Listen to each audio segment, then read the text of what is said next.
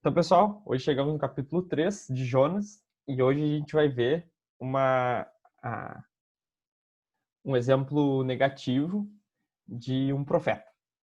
Um profeta que nos dá um exemplo de o que não fazer quando Deus te dá uma missão de demonstrar o amor dele pelas pessoas, mas Deus ainda sendo fiel e cumprindo a sua palavra, tá?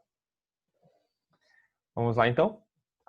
Só para quem não pegou, no capítulo 1, a gente viu que a palavra do Senhor veio a Jonas e ele devia ir a Nínive, que era uma cidade inimiga de Israel, e ele fez o contrário, ele foi para Tarsis. E a gente não sabe se ele foi por causa que ele tinha medo de morrer ou se ele não foi porque ele realmente não amava aquelas pessoas e ele estava mais preocupado com ele mesmo e Israel. Ou as duas opções, a gente não sabe certo, mas a gente sabe que ele desobedeceu. No capítulo 1 ainda, a gente viu que Deus trouxe uma tempestade no mar. Ele pegou um barco, né, o Jonas, e, e os marinheiros tiraram sorte e descobriram que era ele o culpado e jogaram ele no mar. E um peixe engoliu o Jonas. E dentro do peixe, o Jonas ora e ele agradece pelo livramento de Deus não ter deixado ele morrer no mar, mas ter dado um escape por meio do peixe. E ele agradece a Deus, porque Deus é misericordioso e ele salva, né? A Deus pertence a salvação. E ele promete a Deus que ele vai fazer o que Deus pediu para ele. E já de cara no capítulo 3, esse é o final do capítulo 2.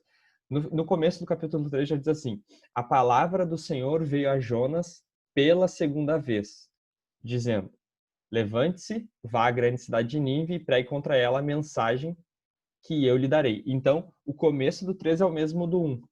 O nosso Deus é um Deus de segundas chances, né? Nosso Deus é um Deus de graça. É um Deus que, quando tu falha, quando tu te arrepende e tu pede perdão, ele é fiel para te perdoar. Esse é o nosso Deus, o Deus revelado nas Escrituras.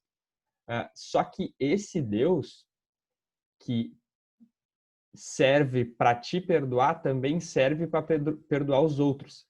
Só que nós fazemos juízos de valor e a gente acha que a gente pode ser melhor do que Deus em escolher quem merece ser perdoado e quem merece juízo. Só que nós não somos os juízes que fazem isso. Quem decide o que vai ser é o Senhor. E ele é misericordioso, né? E justo, é claro. Ele vai cumprir a sua justiça. Nós só temos salvação por causa que Jesus cumpriu a justiça de Deus. Nós colocamos a nossa fé nele, por isso somos salvos, tá? Ele não é um, um Deus que varre a sujeira para debaixo do tapete.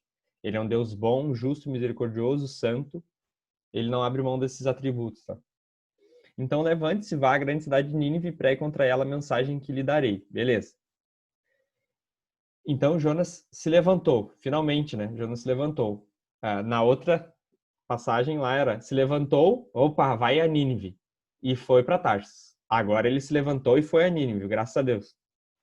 O começo ali do versículo 3. Segundo a palavra do Senhor. Ora, Nínive era uma cidade muito importante diante de Deus. Eram necessários 3 dias para percorrê-la. Esse muito importante pode ser por causa do número de pessoas.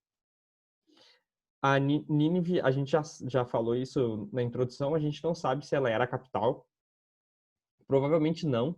A capital era Assur ainda. Depois, só com Senaqueribe, que vai trocar a capital para Nínive. Mas era uma cidade populosa e era uma cidade, vamos dizer assim, culturalmente forte, tá? Era uma cidade influente na época. Às vezes, a gente tem a impressão de que o evangelho é para vilarejos, de que o evangelho é para zonas menores. Tipo assim, uh, a Nova York não precisa de Jesus. Quem precisa de Jesus é Guiné-Bissau. Mas isso é falso, não é verdadeiro. As duas coisas são reais. Tanto a Guiné-Bissau quanto Nova York precisam de Jesus. E aqui, Deus está interessado na cidade de Nínive por causa do número de pessoas, por causa da cultura que ela exercia na época. E a gente sabe que quem falou aramaico pela primeira vez foram os assírios. A gente falou isso não sei se a gente falou na introdução, no capítulo 1, ou depois da gravação, mas tipo, a língua que Jesus falava na época era o aramaico. Então, Deus já estava vendo talvez até o poder político que essa cidade ia exercer na história. Pode ser também. E ele estava interessado nessa cidade, a cidade de Nínive. Ele estava interessado em ganhar Nínive. Essa é a ideia, tá? Era muito importante para Deus. E eram necessários 3 dias para percorrê-la. Por que 3 dias necessários para percorrê-la? Porque era uma cidade comprida, uma cidade longa. Demoraria 3 dias para atravessar ela caminhando, né? Óbvio, por causa que não tinha carro, a gente sabe isso. No versículo 4, Jonas começou a percorrer a cidade caminho de um dia e pregava dizendo, ainda 40 dias e Nínive será destruído. Olha só, ele foi rápido e o passo que ele deu era caminho de um dia. Se precisava de 3, ele passou correndo em 1. Então, tu imagina tu lá fazendo tuas coisas, passa um cara milhão falando uma frase de 5 palavras. 1, 2, 3. No hebraico é 5, tá? 5 palavras. E os teólogos, os estudiosos também falam que essa frase também pode ter sido em aramaico. Porque o aramaico é tipo espanhol e português, sabe? O aramaico é uma língua bem parecida com o hebraico. Pode ser que ele tenha falado aramaico, o Jonas. E talvez até por ele não... Daí dando um desconto para Jonas, tá? Que os caras não gostam muito de ser benevolente com ele. Pode ser que ele não sabia a língua direito do aramaico, então eram as únicas palavras que ele sabia e foi essas que ele falou. Pode ser. Não vamos também encarcar tão forte assim a mão na vida de Jonas. Mas aparentemente ele não estava muito afim, porque a gente sabe a história no capítulo 4. A gente não precisa descolar muito do texto, porque a gente sabe o que está no coração dele, porque vai ser revelado no capítulo 4. Então, qual que é a profecia? Volta ali, Gui. Profecia do livro profético de Jonas. Ainda há 40 dias e Nínive será destruída.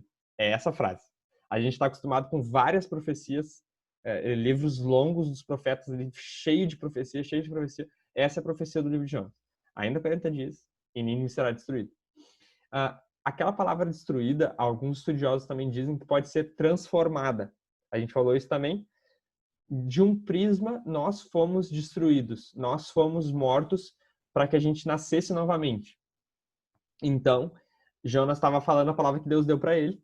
E pode ser que Deus tenha falado no sentido também de que Nínive seria convertida, tá?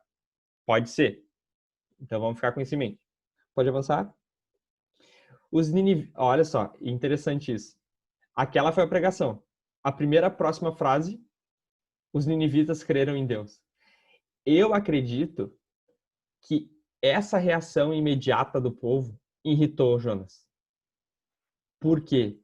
Porque ele não queria que acontecesse isso. Ele via o povo de Israel lá do norte, que ele era do norte, ele pregar, pregar, pregar e as pessoas não se converterem. Ele falar, falar, falar e nada acontecer. E quando ele fala meia dúzia de palavras e as pessoas creem, isso irritou ele. Isso despertou nele uma coisa diabólica, assim, de tipo assim, cara, vocês não podem crer, vocês não são os filhos de Abraão, entendeu? Ele despertou uma fúria nele, assim. E ele é o autor do livro, então ele tá indo contra o que ele tá sendo verdadeiro, tá ligado? Ele tá tipo, cara, mas foi isso que aconteceu, eu vou escrever. Eles creram de imediato. Eu preguei 5 palavras e eles creram. Qual que é a consequência de quem? Lembra que ele fala, eu sou hebreu e temo ao Senhor. Mas que conversa, meu, tu tá fugindo, né? Tu não tá fazendo votos, tu não tá obedecendo, tu não tá amando a Deus. O que essa cidade pagã e idólatra fez? Nossa, 10 minutos. Proclamaram um jejum, vestiram roupas feitas de saco, desde o maior até o menor. Que interessante essa frase. Desde os importantes aos mais não importantes, no sentido da classe social, né? A cultura deles era essa questão do pano de saco, para demonstrar arrependimento, né? A gente vê várias vezes na escritura. E quando essa notícia chegou ao rei de Nínive, interessante que ele coloca o rei de Nínive, não era o rei da Síria, entendeu? Se fosse o rei da Síria, seria a capital, né? Então era algum rei importante, mas de província, né? Olha só, ele se levantou. Viu ali? Jonas, levante-se. Olha o que o rei fez. Se levantou. Entendeu? O rei se levantou do seu trono, tirou os trajes reais, cobriu-se de pano de saco e sentou-se sobre cinzas. E mandou proclamar e divulgar em Nínive o seguinte: por mandado do rei e dos seus nobres, ninguém, nem mesmo os animais, bois e ovelhas, pode comer alguma coisa alguma. Não lhes deem pasto, nem deixem que bebam água. Então houve um jejum em toda a cidade de Nínive, tá? Interessante que o 5 fala que o povo já tinha obedecido e o 6 reforça que o rei decretou para o mandato. O povo já estava se convertendo e se arrependendo, mas o rei, então, eu vou forçar. Porque eles levaram muito a sério aquela frase de Jonas. E eu acredito também que esse desprendimento de Jonas, tipo assim, meu, Deus vai destruir essa cidade, eu vou só avisar, ele sendo convicto, mexeu com eles, entendeu? Mexeu com... Meu, esse cara tá certo de que Deus vai destruir isso aqui, ele não tá nem discutindo. Ele não tá nem querendo o diálogo, ele só tá passando reto e falando. Que, na verdade, o nosso papel é esse, né? Tipo assim, meu, não quero discutir, Jesus vai voltar. A gente tem que ter essa postura. Jesus vai voltar. Não é discutir. Jesus vai voltar e deu, esse é o futuro. O futuro é Jesus voltar. A pessoa, mas não sei o quê. Se a gente fosse convicto na volta de Jesus, na hora de pregar e de falar, as pessoas se converteriam. Se a gente tivesse a convicção de Jonas no sentido assim, cara, não interessa o que tu acha, vai acontecer. A gente sabe que o que acontece depois é que aquele destruído é transformado, né? Mas a convicção do profeta tem que ser muito convicto, entendeu? Nós, como profetas de Deus, a gente tem que ser convictos na nossa pregação. E mandou proclamar e divulgar... Tá, já li, né? Uh, então, clamarão... O rei falando, né? Então clamarão fortemente a Deus e se converterão, cada um do seu mau caminho e da violência que há nas suas mãos. Olha só, não sei quanto tempo eu tenho. No capítulo 1 diz assim, ó. Vá à grande cidade de Nínive, capítulo 1, porque a sua maldade subiu até a minha presença. Eles eram maus. E olha o que o rei fala. Que cada um do seu mal... cada um se converta do seu mau caminho e da violência que há nas suas mãos. Não parece aquele verso do se o meu povo, que se chama pelo meu nome, se converter, eu vou ter misericórdia? É isso que ele está pensando aqui, o rei. Para que Deus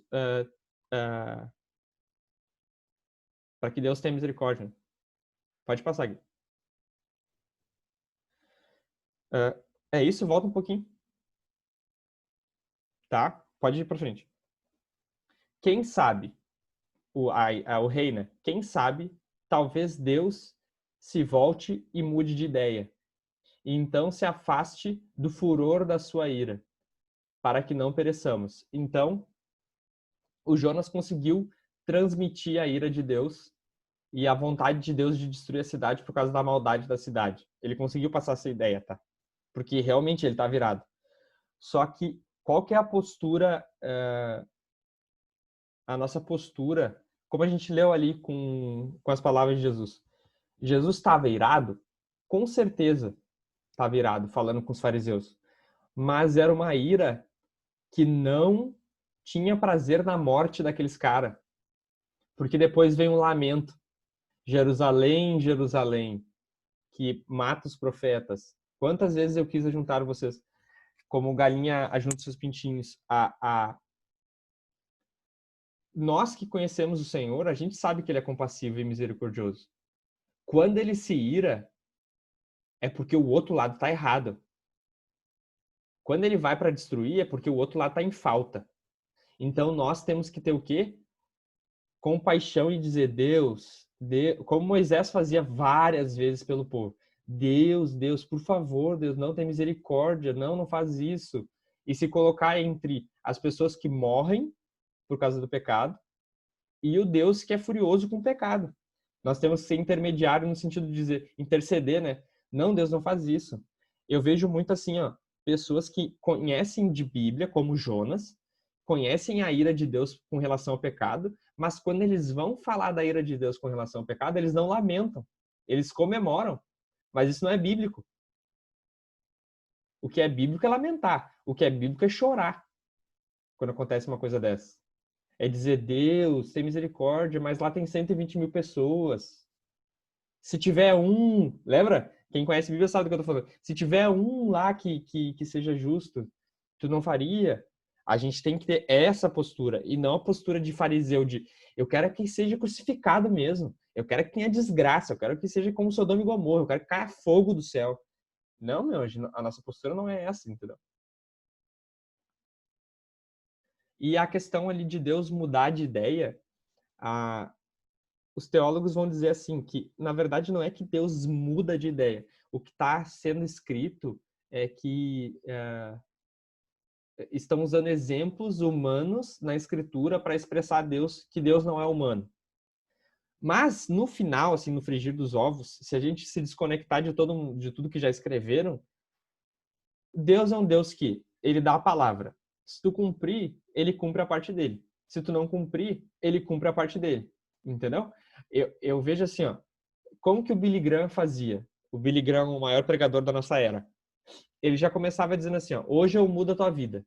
Ele falava, hoje eu vou mudar a tua vida. Daí tu ficava assim, ué, como assim que ele vai mudar a minha vida? Eu nem quero.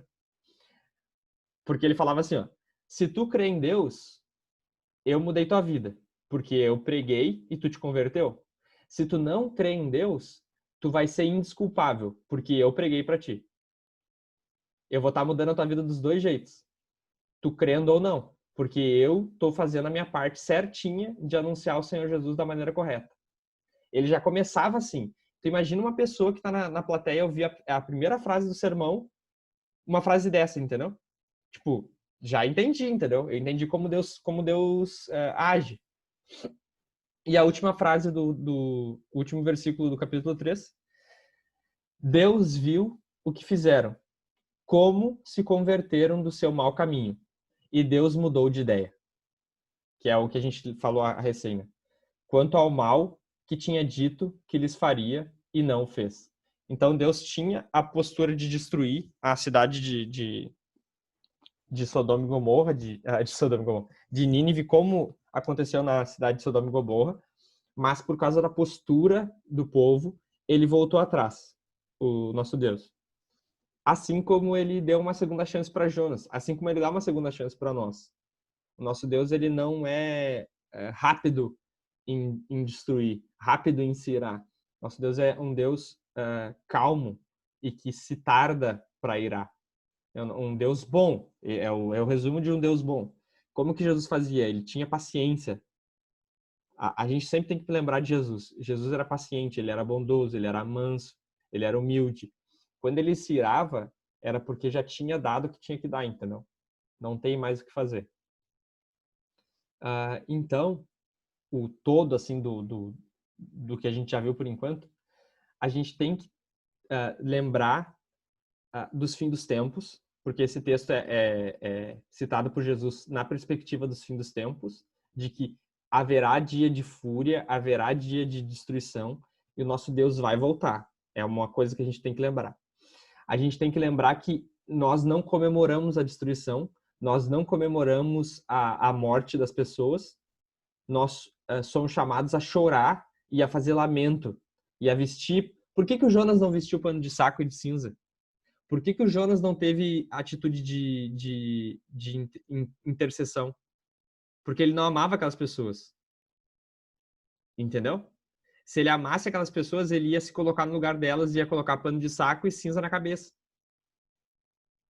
Agora, um rei que é ímpio teve compaixão. Um marinheiro que é ímpio teve compaixão.